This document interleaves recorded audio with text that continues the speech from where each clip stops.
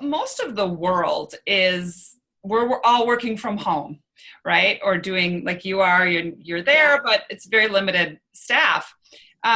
What are some maybe hazards that we should look out for that are in our home office just to make sure we're keeping our pets safe? Sure. I mean, it's an interesting time. Actually, my staff is full scale because we're essential healthcare workers, but we're seeing a lot of stuff because people are home in their office and working from home. So things that I'm concerned about are, what is your pet going to eat? And when you're home in your office, that can be simple things like staples, paper clips. There's usually a lot more wires and, technology, so computers and phones and chargers. Plants, anything that an animal is going to chew on that he's not supposed to be chewing on is probably my main concern. And then we're home and we're eating at home a lot, right? So our pets eating things that we're eating that they shouldn't. So xylitol is going to be a huge one. That's an artificial sweetener. That's toxic. Chocolate, caffeine. We're probably drinking a lot of coffee right now. We don't want our pets getting into that. These are all of my favorite things. Right? Like all the things that coffee. keep us going in our office. Exactly.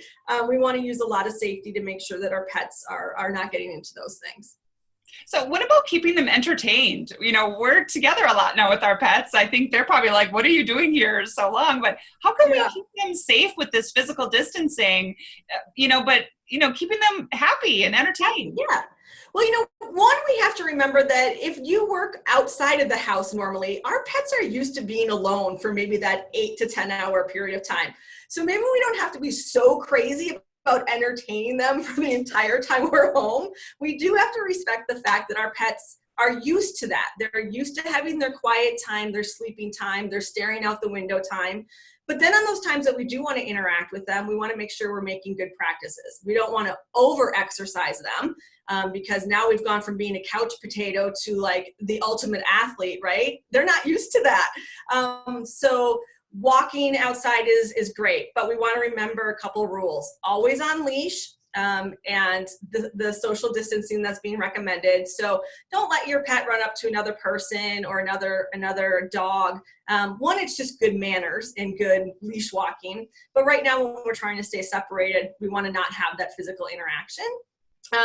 So outside is great, but inside, so we're still in Wisconsin, and on April 14th, it's still very cold. So I love food puzzles. So if you want to Google or Amazon that, food puzzles are great to feed maybe their whole meal in, stuff a Kong with some frozen treats. Cats love cat trees and window perches and catnip. So just upping a little bit of the things that maybe you already have in your home, and then giving those as special little rewards to them.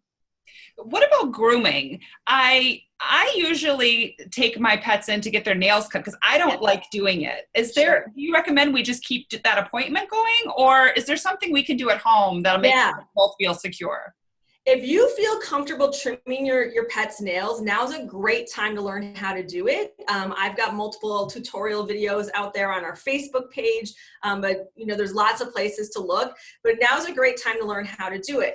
However, there's a little controversial about, is this essential or non-essential? In my opinion, grooming and nail trims and general hygiene of your pet actually is essential, because if we let those nails grow too long, they become painful, grow into pads and cause infection and pain.